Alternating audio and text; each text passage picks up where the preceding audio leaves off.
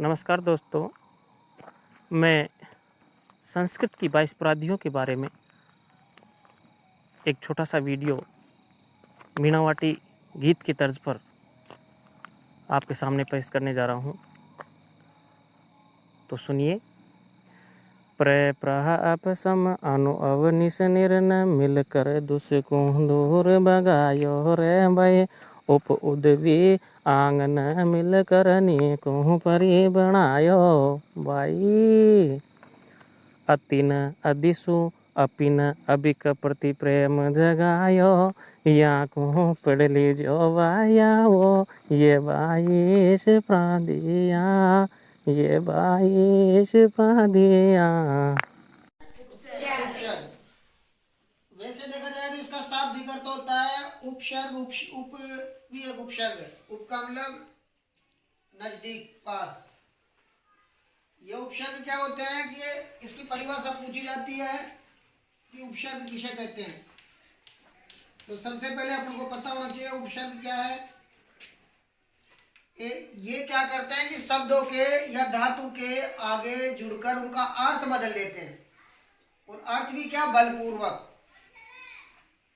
ऐसे उपसर्ग क्या है कि ऐसे शब्दांश जो मूल धातु के या शब्द के साथ जुड़कर उनका अर्थ बलपूर्वक बदलने की ये क्षमता रखते हैं, तो इन्हें अपन कहते हैं उपसर्ग। जो शब्दांश, अब अपन कह सकते हैं कि जो शब्दांश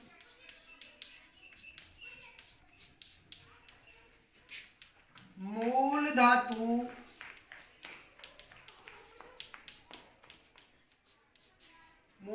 या शब्दों के आगे जुड़कर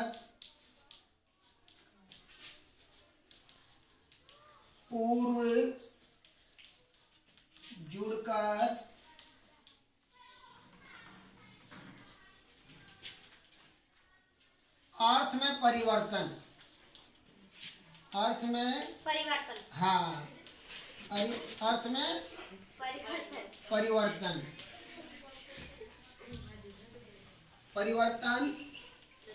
उत्पन्न कर देते हैं।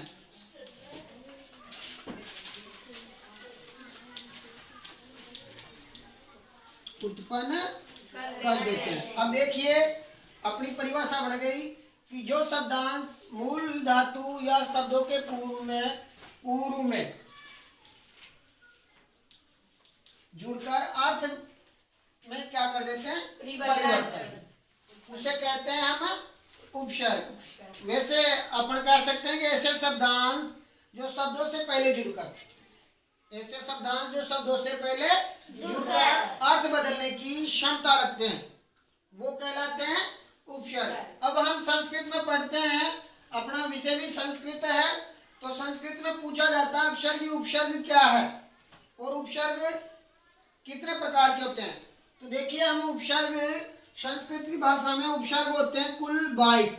कितने उपसर्ग? 22, जो आपने पूर्व कक्षा में भी पढ़ा हुआ है अच्छी तरह। उपसर्गों की संख्या कितनी होती है? 22, जिसमें प्र, प्रा, अप, सम, निर, निश, दूर, वी, आंग, अति, अधि, अपि, प्र, परि, पढ़ा है। तो अच्छी तरह उपसर्ग आप सबको याद है। फिर दूसरी बात ये होती है कि 22 उपसर्ग दिए हुए हैं, अपन को 22 उपसर्ग कंप्लीट याद है दिमाग में, तो उनका अर्थ भी पूछ लेते हैं कि प्र उपसर्ग का अर्थ क्या है, परा का क्या है, वी का क्या है, अति, अधि, अपि, सु, उत, इनका अर्थ भी पूछ लेते हैं कभी कभी। तो मैं आपको पूरे कंप्लीट 22 उपसर्ग इस श्याम पट के ऊपर लिखवाता हूँ और प्रत्येक का अर्थ भी आपको समझाता हूँ। तो सभी छात्र छात्राएं श्याम पट के ऊपर देखें। पहला अपना जो उपसर्ग है वो है प्र। दूसरा बोलो परा, याद है ना आपको? प्र, प्रा। तीसरा बोलो अप, प्र, प्रा, अप, शम। वेरी गुड, बहुत अच्छा। शम, हाँ बिल्कुल, बहुत अच्छा। अनु, शाबाश। अव, अब देखो, निर बोल दो, निश, निर दोनों है। अब सातवां देखो अपने यहाँ लिख देते हैं। प्र प्र अप सम अनु अव निर या निस निर। निस बोल दो, निस निर। फिर देखिए 90 नंबर पे हाँ दुस, और 10वें पे लिखिए दूर। हाँ फिर देखिए 11वें नंबर पे वी। वेरी गुड, याद कर रखा ना आपने, वी। फिर देखिए आंग। आंग का मतलब, इसका मतलब है आ उपसर्ग। क्या है? आ उपसर्ग। हाँ वेरी गुड। अगला देखो अधि। Very good. अपी। अधि अपी। हाँ देखिए अधि अपी, अधि लिख दिया ना, अति। समझ रहे हो? देखिए आगे उपसर्ग बोलो आप। प्र प्र अप सम अनु।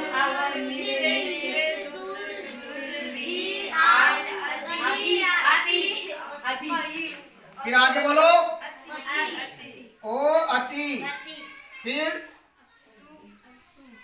सु। बोलो आगे उत। उत बोल दो चाहे उद बोल दो, उत या उद। फिर बोलो अभी। फिर बोलो हाँ परी। परी। प्रति। वेरी गुड, प्रति। हाँ 21 नंबर पे लिखो आप उप। फिर 22 नंबर पे देखिए, बताओ 22वां नंबर का उपसर्ग कौन सा है? नी। समझ गए? समझ गए? तो देखिए अपन ने पूरे 22 उपसर्ग लिख दिए। पर प्रा अप सम अनु औ निस निर दुस दुर वी आम अधि अपि अति सु उत अभि। अब अपन यहाँ तक समझ लेते हैं कि ये 22 उपसर्ग संस्कृत भाषा में दिए हुए हैं। अब अपने सामने क्या पूछेगा क्वेश्चन? वो पूछेगा कि भाई प्र उपसर्ग का अर्थ क्या है, परा का अर्थ क्या है। पढ़ लीजिए अच्छी तरह। इनका अब कई बार अर्थ पूछ लेते हैं कि प्र का अर्थ क्या है, परा का क्या हो। जैसे परा उपसर्ग का अर्थ होता है उल्टा, तिरस्कार। जैसे मान लीजिए कोई सा शब्द सु है, सु का अर्थ श्रेष्ठ, सुंदर, इस तरह होता है। तो सभी शब्दों के अर्थ, जैसे उप का मतलब होता है पास, नजदीक। समझ रहे हो? परि का मतलब पूर्ण या चारों ओर। इस तरह अपन प्रत्येक उपसर्ग का अर्थ लिखेंगे। अब देखिए आप प्र उपसर्ग का अर्थ लिखा मैंने, क्या होता है आपको बताया हुआ पहले से भी, तो आप बता सकते हो। प्र का उपसर्ग का अर्थ होता है अधिक, श्रेष्ठ, परा। परा का अर्थ क्या है? उल्टा, तिरस्कार। अब अप का अर्थ बताओ आप। बुरा, हाँ बुरा या हाँ कठिन भी कह सकते हैं, बुरा। और सम। सम का मतलब देखिए, बताइए सम। सम उपसर्ग का अर्थ हाँ वेरी गुड। सम का मतलब हाँ उत्तम भी बोल सकते हैं अपन। और बताओ। बिल्कुल, सम उपसर्ग यानी संपूर्ण या उत्तम, श्रेष्ठ, अनु।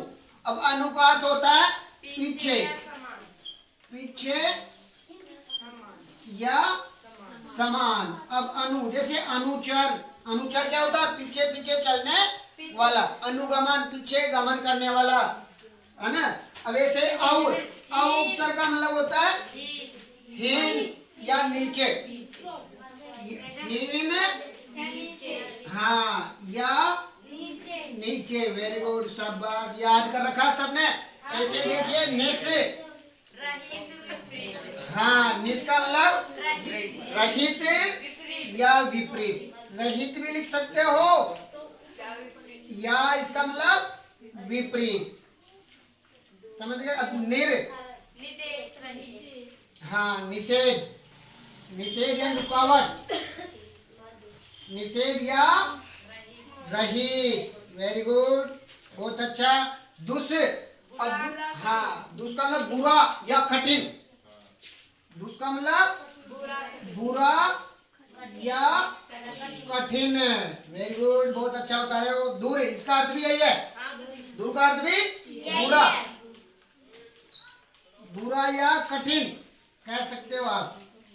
अब देखिए विशेष, वि का मतलब विशेष से विशेष, उत्कृष्ट, विशेष या उत्कृष्ट भी लिख सकते हैं। अब देखिए आंग, आ का मतलब होता है तक। ऑप्शन मिल गया सबको। आंग का अर्थ क्या होता है? और बताओ, आंग उपसर्ग का अर्थ लिखा है मैंने।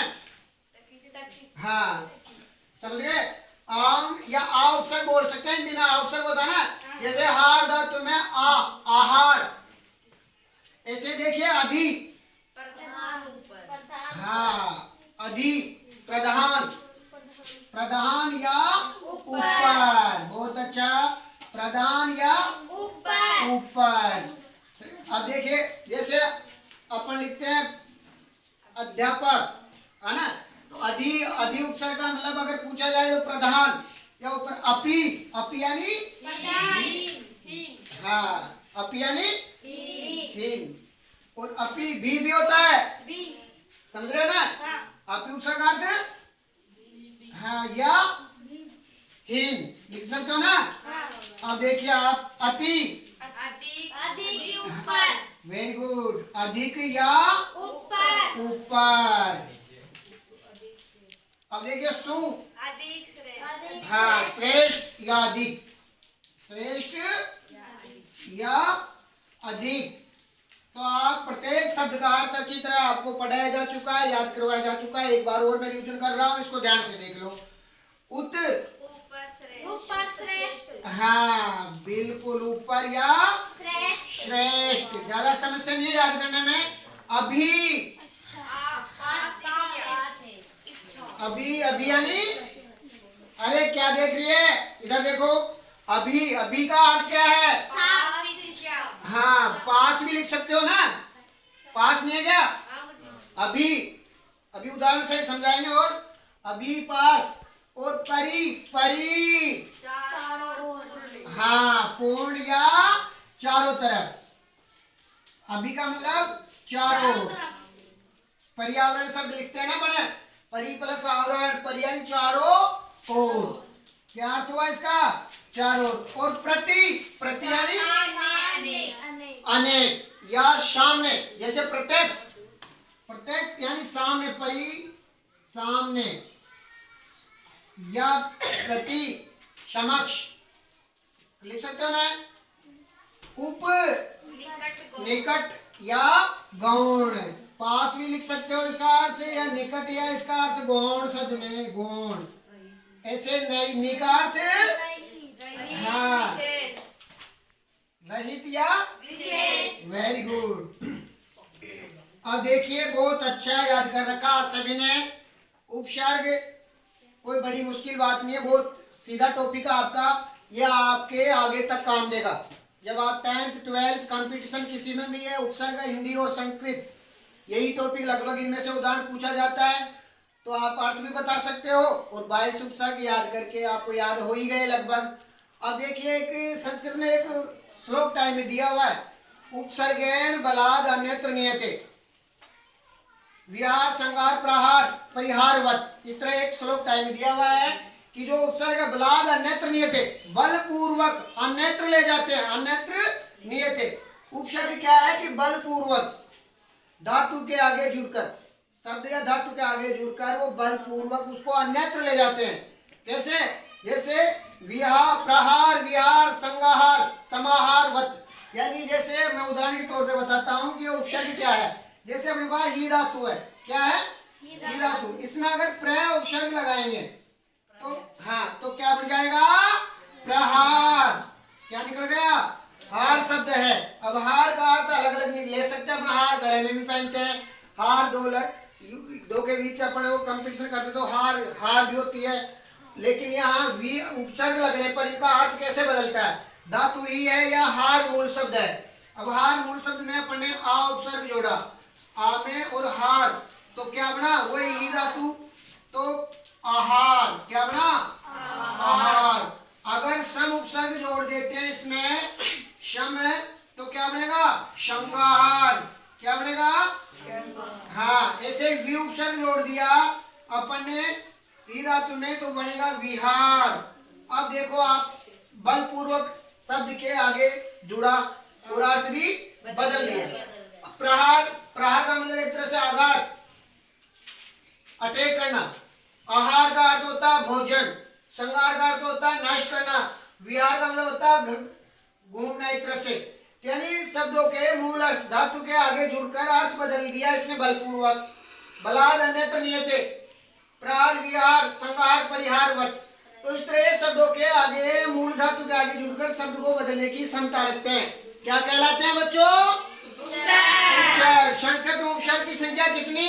22। बता दिए मैंने आपको। प्र प्रा अप सम अनु अवर तीसरे नीरे दूसरे दूर वी आम अति अति अति सु उते अरि परि प्रति उपनि। वेरी गुड, शाबाश। तो हम आगे इनके उदाहरण लिखाएंगे आपको, ठीक है? अब उदाहरण के माध्यम से 5 5 7 7 10 10 उदाहरण लिखते हैं और समझते हैं कि उपसर्ग धातु के आगे जुड़कर कैसे अर्थ बदलते हैं, ठीक है? अपन पढ़ रहे थे उपसर्ग। मैंने संस्कृत में भी आपको श्लोक के माध्यम से इसका अनुवाद किया था कि उपसर्गेण धातु अर्थो बलाद अन्यत्र नियते, विहार संहार प्रहार परिहार वत। कि जो उपसर्ग होते हैं वो धातु के अर्थ में वो बलपूर्वक दूसरी जगह ले जाते हैं, नेत्र नियते, अन्य जगह ले जाते हैं। यानी जैसे विहार धातु है, हार धातु उपसर्ग जोड़ा विहार, हार में सम उपसर्ग जोड़ा संहार, हार में प्रउपसर्ग जोड़ा प्रहार, हार में परिउपसर्ग जोड़ा परिहार। इस तरह बलपूर्वक ये धातु के अर्थ को बदलने की क्षमता रखते हैं। देखिए मैंने एक तरफ धातु लिखी है, एक तरफ उपसर्ग लगाए हुए हैं, तो आप ध्यान देखिए। प्र प्लस ही धातु में अगर प्रउपसर्ग जोड़ तो प्रहरती, इसका अर्थ होता है प्रहार करता है। प्र प्लस क्री धातु का अर्थ होता है करना। प्र प्लस क्री प्रक्रोति, प्रक्रोति यानी फैलाना, फैलाता है। प्र प्लस शाल, शाल धातु का मतलब धोना, साफ करना, तो प्रक्षालयति। प्र उपसर्ग जुड़ा शाल धातु में तो प्रक्षालयति धोता है।